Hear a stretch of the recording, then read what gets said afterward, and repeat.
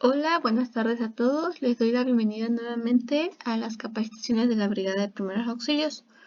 El día de hoy vamos a hacer un pequeño repaso. A su vez, vamos a abordar un tema que va a ser de quemaduras para poder reforzar un poco los conocimientos previos que adquirimos en capacitaciones pasadas. Si tienen alguna duda, algún comentario o algo, sin ningún problema me pueden contactar o escribir para poderles darle resolución y los podamos atender de la mejor forma posible. El primer tema que quiero que recordemos vienen siendo las etapas de primeros auxilios. Recordemos que estas son 4, que son examinar, planificar, actuar y evaluar. Dentro de estas 4 etapas lo podemos resumir en 3 términos. Uno que es proteger, avisar y socorrer. Proteger es asegurar la zona para no estar lesionado, mantener la calma y acompañar a la víctima. Avisar es socorrer a los equipos de emergencia y el socorrer es ya brindar los primeros auxilios. Recordemos que nuestras actividades es realizar la primera atención ante el primer contacto de una lesión. Sin embargo, si nosotros no sabemos cómo hacer el procedimiento o no nos acordamos, es mejor no realizarlo porque podemos causar mayor daño. Si alguno de nuestros compañeros sabe realizarlo, le damos la oportunidad para que lo haga y nosotros observamos y le brindamos apoyo en la actividad.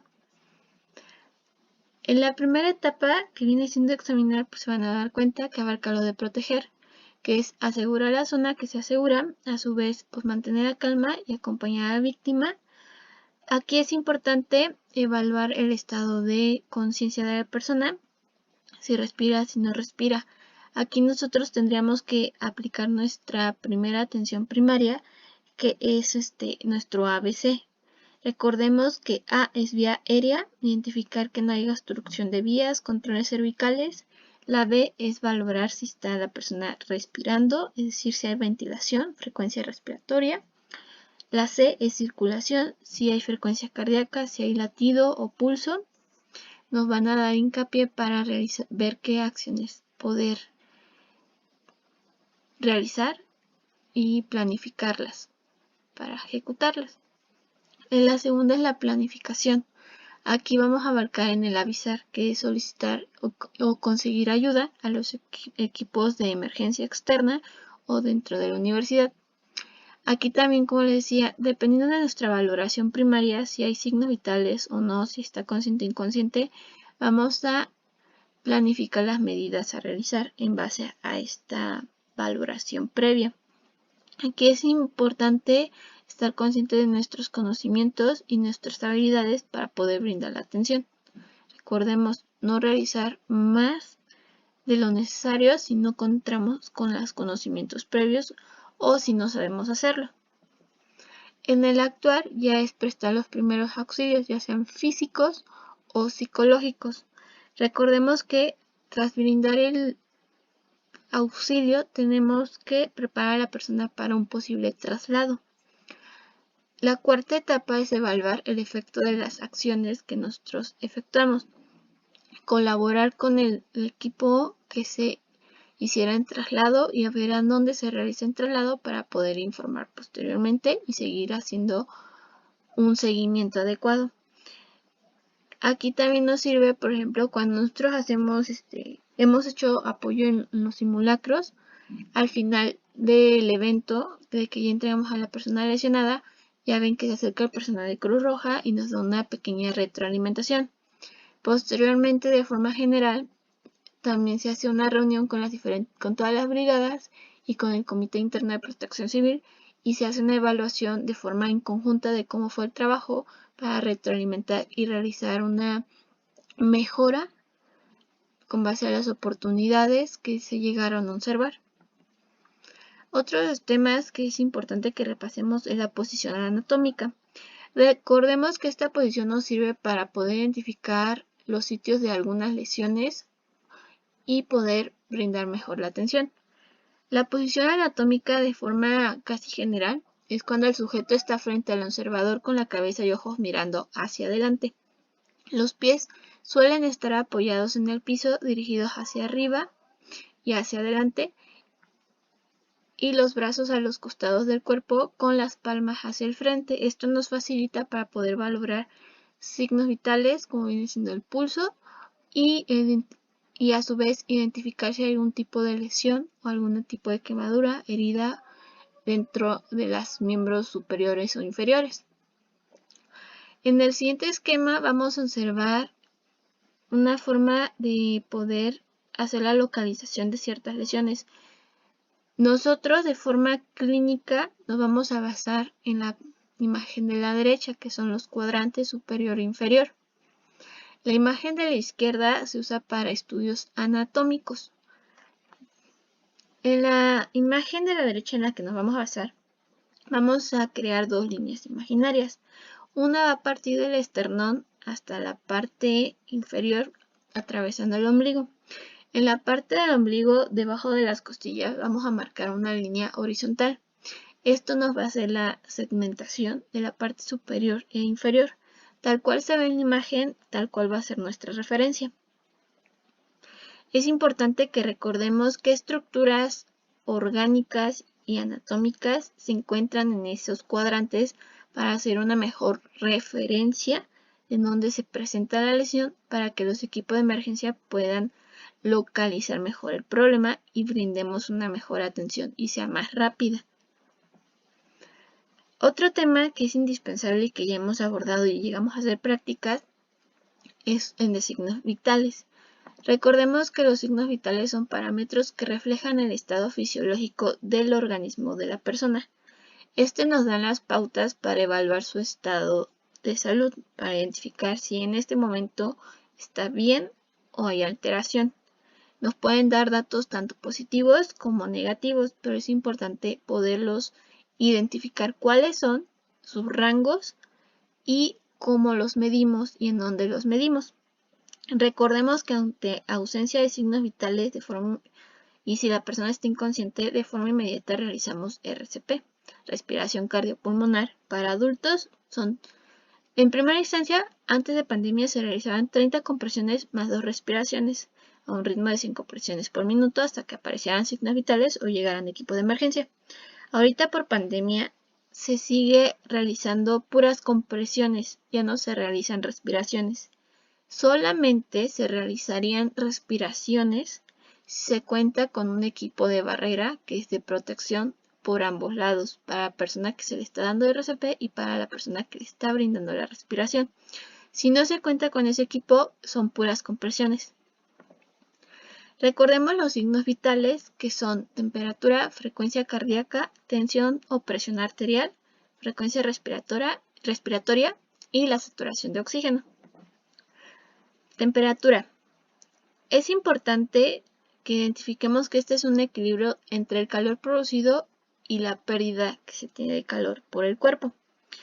Vamos a tener que identificar los rangos que hay para poder identificar y saber en qué estado se encuentra la persona. Recordemos que también, si no tenemos termómetro para realizarlo, a veces la coloración de la piel nos da pauta para saber cómo se llega a encontrar. Si la piel se llega a observar muy pálida o de color azulada, cianótico o moradito, puede ser señal de que hay una hemorragia y hay pérdida de temperatura. Si se llega a observar que la coloración es muy rojiza, como tipo rubí o muy naranjada, quiere decir que hay un aumento de temperatura. Además, se llega a acompañar usualmente con sudoración y al tacto se llega a percibir la piel muy caliente. Recordemos que en nuestro botiquín podemos encontrar estos dos tipos de termómetros. En el primero, que viene siendo el axilar, como se conoce, usualmente no nos marca colores para poder identificar el rango. Por eso es importante conocer los rangos que les puse al lado izquierdo. En el que viene siendo el digital también, pero de forma escáner, ese sí nos da las pautas a través de un semáforo, el índice de la temperatura que se suele presentar. ¿Sale? En presión arterial y frecuencia cardíaca. Recordemos que la presión arterial es la fuerza que ejerce la sangre contra las paredes arteriales, como se observa en la imagen de la derecha en la parte superior. Y el pulso es la expansión transitoria de la arteria, que viene siendo la abertura y la contracción. ¿Sale? La frecuencia cardíaca es el número de latidos del corazón por minuto. Como se observa en la imagen de abajo, es cuando se contrae el ventrículo izquierdo y expulsa la sangre al interior de la aorta de forma energética para que pueda viajar por las arterias y se pueda circular por los diferentes órganos. Los puntos en donde podemos identificar el pulso viene siendo en la zona carótida, en la arteria branquial, en la radial, en la femoral y en lo que viene siendo en la parte inferior también se encuentra, en la zona tibial posterior y en el pediodorsal. ¿Sale? Recordemos que en primera instancia en una situación de emergencia usualmente lo checamos en el cuello y en la muñeca y viene siendo con los dos dedos, índice y medio. Valores normales de frecuencia cardíaca son de 60 a 80 latidos por minuto cuando la persona está en reposo. La presión arterial óptima viene siendo menor de 120-80. La normal pues, es de 120-80 hasta 129-84. Ya posteriormente hay ciertos valores que se llegan a identificar. Está la normal alta, está también una que es transitoria y posteriormente encontramos la hipertensión arterial que puede ser en etapa 1, etapa 2 o etapa 3. Importante, estos valores los pueden encontrar en una norma oficial que es la norma 30 de hipertensión arterial. Por si quieren checar la información, ahí también viene. Y en cuanto al pulso, si este es rápido y débil puede indicar una hemorragia. También la coloración de la sangre nos puede indicar qué tipo de hemorragia es. Si la sangre es de salida intermitente como de disparo y es de un color muy brillante, es por sangre arterial y quiere decir que la herida es profunda. Si es la sangre de forma continua y de un color oscuro, es sangre venosa. Puede ser no profunda la herida. Si la sangre es de muy poca cantidad, como tipo goteo, es sangre capilar.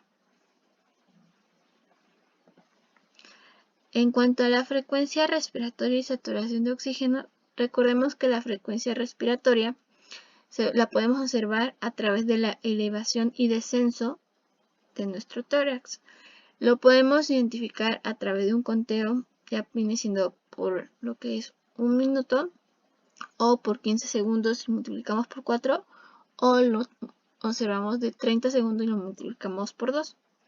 El rango normal de respiraciones en un adulto es de 12 a 20 respiraciones por minuto. En cuanto a saturación de oxígeno, es importante que la saturación de oxígeno en un estado de reposo se encuentre de 95 a 99. En caso de que sea inferior de 86, quiere decir que hay hipoxia severa y hay dificultad respiratoria. En esa situación, lo ideal es brindarle apoyo con oxígeno. Otro de los temas que llegamos a ver viene siendo la escala de dolor. Recordemos que esta se puede medir por palabras, números o caras. Se llega a utilizar las palabras y números para las personas adultas y las caritas para los niños. El número 10 es el dolor que identificamos como el más intenso, el que nunca imaginaríamos que pasaríamos por él. Aquí es importante, cada persona tiene un umbral diferente de dolor. El dolor que yo llego a sentir no va a ser el mismo dolor que a lo mejor vaya a sentir alguno de ustedes. Sin embargo, nos sirve como pauta de referencia para poder brindar mejor atención. Si se cursa con dolor, podemos utilizar la mnemotecnia que se llama Alicia, ¿sale? La primera A es de aparición, L de localización y de intensidad, aquí usaríamos la escala. C, características del dolor, aquí podríamos hacer la referencia a las palabras también. En la irradiación, es decir, si afecta a otras zonas, si aparecen otros síntomas como dolor, náuseas, mareo, dolor de cabeza, y A, alivio, tras darle el tratamiento, cómo ha disminuido si se ha mantenido el dolor, basándonos en la escala. Otra de las escalas que llegamos a identificar es el estado de conciencia, que es una de las primeras acciones que realizamos con nuestro ABC. Esta se emplea principalmente ante un desmayo, ante un desvanecimiento, ante un golpe en la cabeza, ya que puede haber ciertos episodios que pueden alterarse. Esta escala se evalúa tres elementos: la respuesta ocular, verbal y motora. Aquí, entre más puntaje lleguemos a tener, quiere decir que el estado de conciencia está bien. Entre menor puntaje quiere decir que debemos estar alerta porque puede entrar en un estado de shock o requerir algún tipo especial de atención. En cuanto al ocular, podemos empezar a hacer algunas indicaciones o preguntar algunas acciones y observar determinadamente las respuestas que tiene la persona. En la verbal viene siendo a través de la interrogación que se puede brindar. Y en la motora hay ocasiones que podemos realizar ligeros tactos en ciertas zonas en donde pueda haber respuesta, ¿sale? Puede ser un pequeño pellizco en algún pliegue de la mano, siempre y cuando es importante. Toda acción que vayamos a realizar, recuerden, tenemos que primero solicitar el consentimiento informado, nos presentamos, solicitamos en la autorización de que le vamos a poder brindar apoyo, y si le vamos a hacer un pequeño pellizquito, indicarle: le voy a hacer un pequeño pellizco en su manita derecha, indíqueme si presenta dolor o alguna molestia, si lo llega a sentir. Ya. Si vemos que no hay respuesta, si no nos dice nada, si no lo notó, no hay ningún problema. Ya nos estamos dando cuenta de cómo está su estado de conciencia. Otro de los temas que llegamos a ver fueron las posiciones corporales. Recordemos que estas posiciones nos pueden ayudar para diferentes lesiones o malestares que se lleguen a presentar. Por ejemplo, en depronación viene siendo estando boca abajo. Lo suelen utilizar para operaciones de columna o para cuando hay personas inconscientes o en estado de coma y llegan a estar intubados. La posición supina nos ayuda a alinear el cuerpo en la posición que nos puede, por eso se llega a colocar en esa posición a la persona lesionada, y en la posición anatómica para alinear y hacer las referencias a través de las diferentes cuadrantes, como les mencionaba previamente. La posición de Trendelenburg es colocar ligeramente unas cobijas, un objeto debajo de los pies para mejorar la circulación. Nos ayuda para las hemorragias, drenaje de secreciones bronquiales a nivel respiratorio. Y la posición Fowler, alta, es decir, que esté inclinado unos 90 grados en la parte de la espalda, y podemos colocar también debajo de las rodillas una pequeña cobijita enrollada para favorecer un poco la movilidad. Esta nos ayuda para comer y para problemas respiratorios, además para realizar cambios posturales.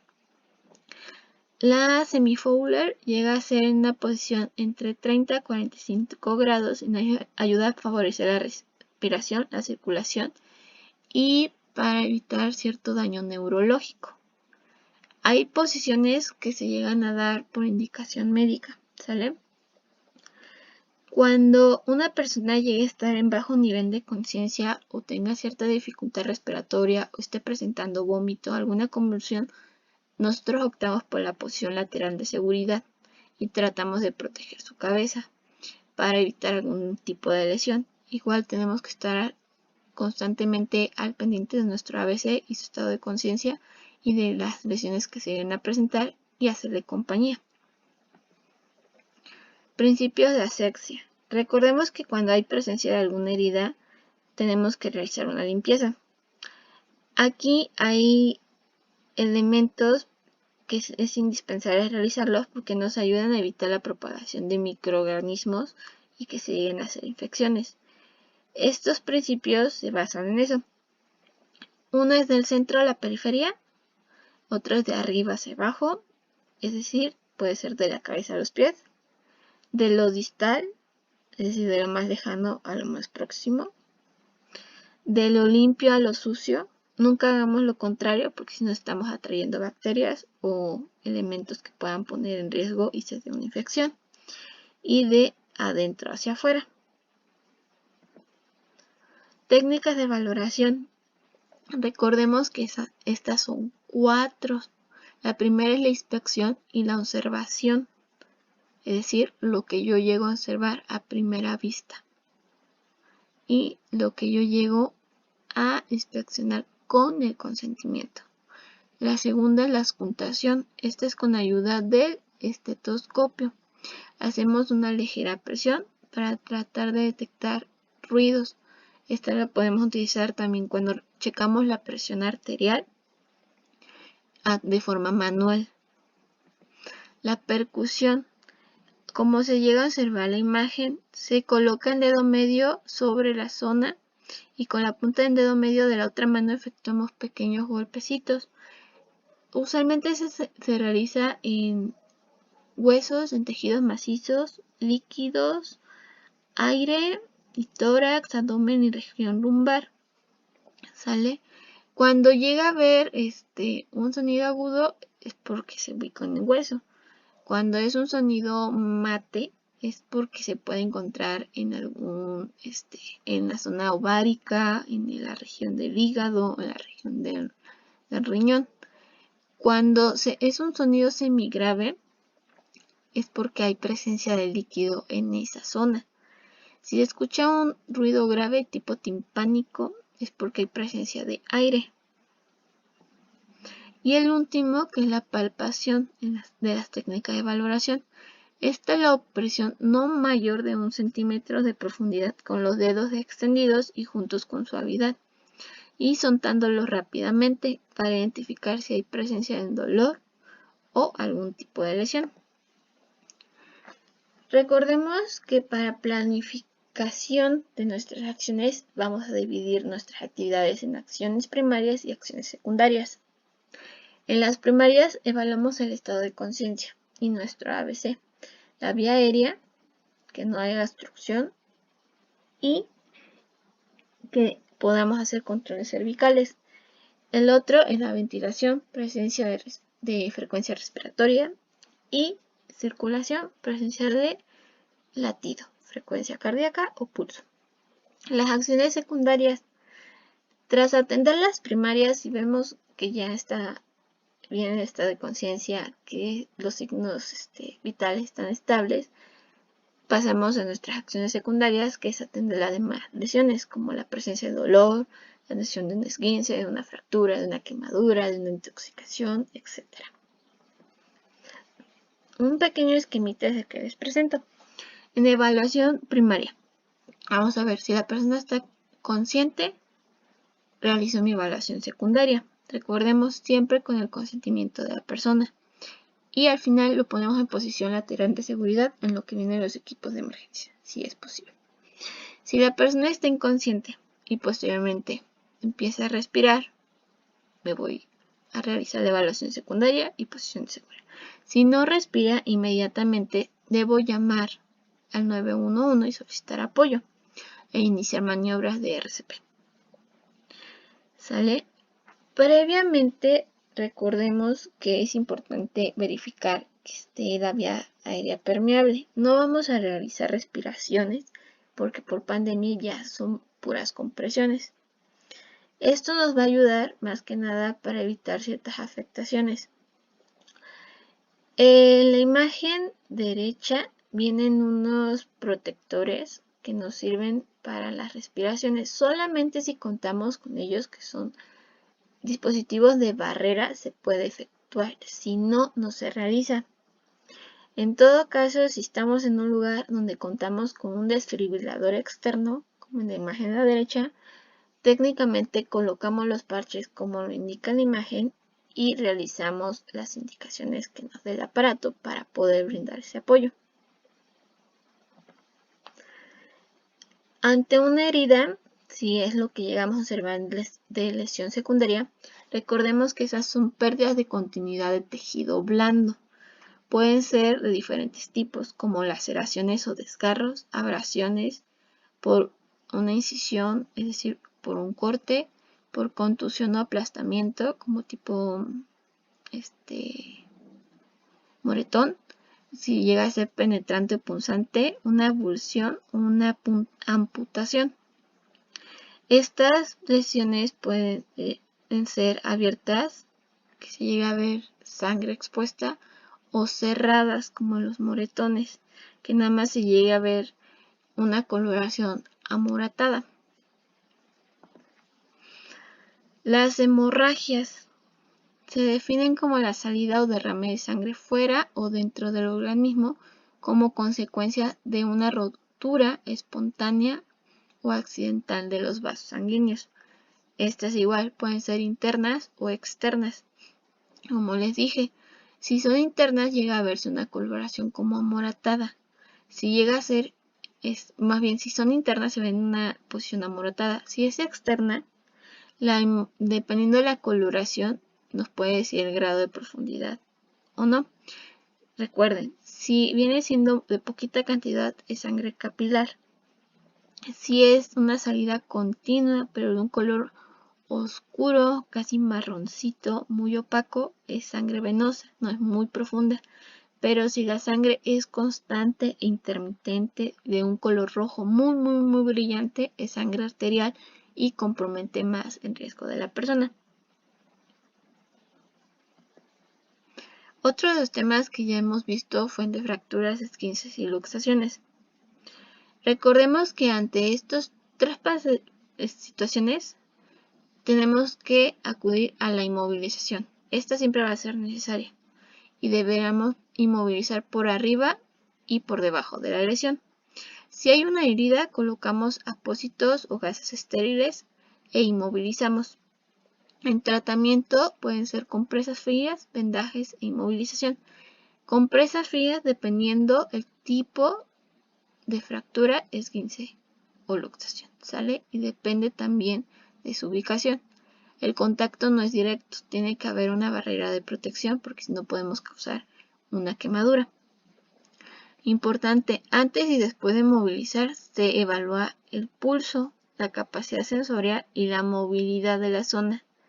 Despejamos y retiramos ropa, joyería o collares o lo que tenga ahí y se las entregamos al lesionado o al acompañante.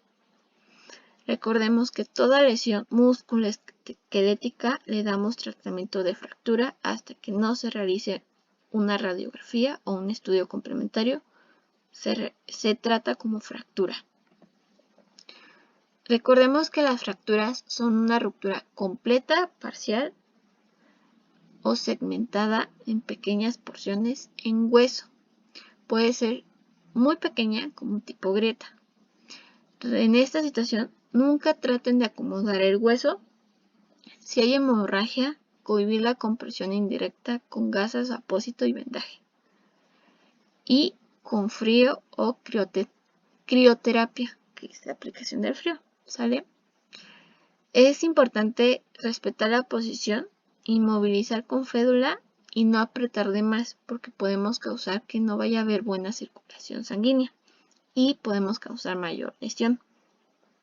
Aquí es importante que ubiquemos las partes anatómicas de los huesos para saber qué parte es la lesionada y poderles hacer esa referencia a los equipos de emergencia.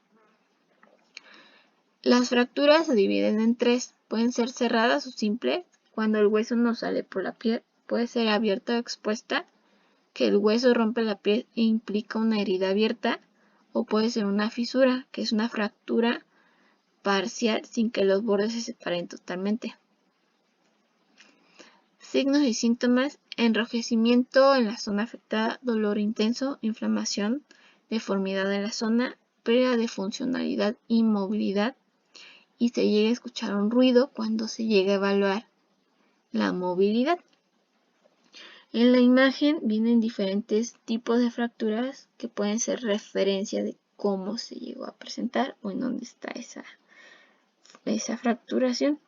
Puede ser ya sea transversal, medio, puede ser abierta, que se llega a desubicar totalmente, o puede ser como la cominuta, que son pequeños fragmentitos que se están haciendo y se van esparciendo, ¿sale? Igual lo pueden observar con determinación ya cuando les pase la presentación. El esguince viene siendo una lesión articular, no es de hueso, es de articulación, en la que se rompen algunas de las fibras de un ligamento de sostén o estabilizador. Usualmente se llegan a presentar en tobillo, rodilla, muñeca y dedos por algún movimiento brusco. Los síntomas más comunes que llegamos a observar de forma casi instantánea viene siendo hinchazón o edema, inflamación y un hematoma del tobillo, como se observa en la imagen. Y es daño a los pequeños ligamentos que están en una zona articular. Hay diferentes grados de esguince, puede ser grado 1, grado 2 o grado 3, dependiendo de cómo fue la lesión al ligamento. Este se puede presentar por una inversión, que es cuando el tobillo se va de forma interna, o una inversión cuando se llega a doblar hacia afuera. Las luxaciones o dislocaciones también conocidas es el desplazamiento de un hueso en una articulación, dejando de estar en su posición normal, lo que causa la pérdida de contacto entre los huesos de la articulación. Aquí es importante colocar en reposo la articulación afectada, enfriar la zona para cubrir posibles hemorragias y disminuir la inflamación. Recuerden, no se pone de forma directa, tiene que haber algo de barrera. Se debe de inmovilizar y si es posible la elevación ligera de la parte afectada. Esto para disminuir un poquito el desplazamiento. Si no, nada más se inmoviliza y se aplica frío. Recuerden que para inmovilizar realizamos vendaje. Puede ser un vendaje circular o de compresión, vendaje de 8 o también conocido de tortuga, vendaje en espinga. Usualmente los que ya no se llegan a utilizar mucho para ciertas situaciones puede ser la capalina o el ocular. Depende también qué situación se esté dando. Usualmente en una situación de alguna fractura pues son los primeros 3. Cuando llega a haber algún tipo de hemorragia en la zona craneal viene siendo la capelina y si llega a haber alguna incrustación de algún objeto es la ocular, ¿sale? Aquí viene una pequeña imagen ilustrativa de cómo realizar los diferentes vendajes. Recordemos que para hacer vendajes debemos de hacer 2 vueltas de seguridad al inicio y posteriormente empezamos a realizarlo. Puede ser en espiral, puede ser en circular, etc. Puede ser hasta espiral con inversos. Depende también de qué vamos a vendar y qué vamos a proteger. También aquí les puse para la inmovilización. No es necesario que siempre tengamos ya una férula ya médica. A veces hay situaciones en las que sin querer pues tendríamos que improvisar. Se puede improvisar con, por ejemplo, si es un esguince en un dedito, se puede con unos abatelenguas, con un pedacito de madera, con un pedacito de cartón, se puede realizar. Si viene siendo en una dislocación y necesitamos un cabestrillo, se puede utilizar alguna chamarra, algún pedazo de tela. La cosa es que de forma ingeniosa podamos utilizar diferentes elementos que nos ayuden a brindar esa atención si es que carecemos del equipamiento médico adecuado. Otro de los temas que llegamos a ver fue el de traslados. Recordemos que hay diferentes tipos de traslados. En manera sintetizada, uno de ellos viene siendo el arrastre, otro de ellos viene siendo el de cargas y el más común, el de la camilla. Aquí es importante, usualmente los arrastres los llegan a utilizar la brigada de búsqueda y rescate para poder hacer el retiro del lesionado. Sin embargo, puede haber ocasiones en las que a lo mejor podamos brindar ese apoyo en alguna situación. Entonces es importante conocer un poquito de forma visual cómo se realizan. Hay otros que, por ejemplo, viene siendo el de cargas y es a través de una silla. Eso lo podemos utilizar cuando la persona llegue a estar con alguna dificultad motriz. Siempre recordar que tiene que ser entre 2 personas en de la silla para evitar alguna lesión. ¿Sale? Recordemos, se trata de que nosotros brindemos el apoyo porque la zona sea segura para el lesionado y para nosotros. Evitar siempre en lo posible crear más lesionados. Y bueno, eso sería todo por el momento. Ahorita les voy a presentar el siguiente tema, que es el de quemaduras. Si tienen alguna duda o comentario, pues adelante.